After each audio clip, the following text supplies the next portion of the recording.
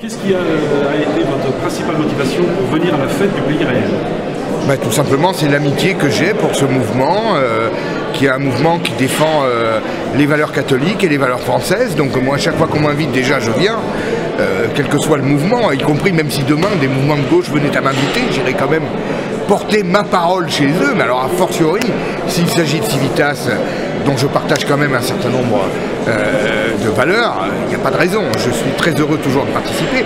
J'ai remarqué que le public est toujours nombreux, de plus en plus nombreux, très attentif et très chaleureux en plus. Et ça me touche beaucoup à chaque fois que je viens ici. Je suis finalement optimiste pour l'Occident parce que j'en parle dans mon livre La chute finale, l'Occident survivra-t-il comme d'une civilisation d'exception. Donc je suis persuadé qu'elle saura trouver les ressources pour se tirer du mauvais pas. Mais pour parler véritablement des mois, voire des années à venir, je sais que l'Occident tout entier va connaître des moments qu'il n'a plus connus depuis au moins 70 ans. Toutes nos générations qui ont toujours vécu dans la paix, une certaine prospérité, vont se retrouver en face de problèmes dont ils n'ont pas l'habitude, qu'ils n'ont jamais connus, entre autres les pénuries et vraiment des problèmes économiques très graves, et on n'espère pas évidemment peut-être une guerre.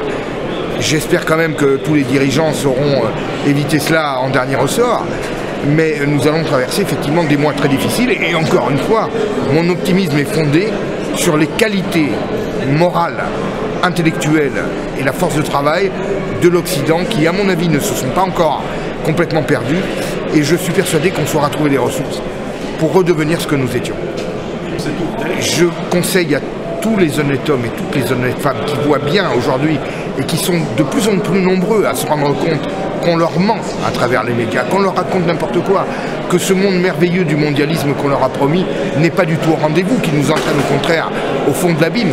Je leur conseille de bien se renseigner auprès de tous les auteurs qui contestent le système, d'aller vers les sources de la vérité de ce que nous vendent nos dirigeants, qu'il s'agit de nos dirigeants politiques et des grands dirigeants d'entreprise et des grands banquiers qui gouvernent ce monde, et ils se rendront compte qu'en réalité, ce sont nos élites qui nous précipitent dans notre chute délibérément.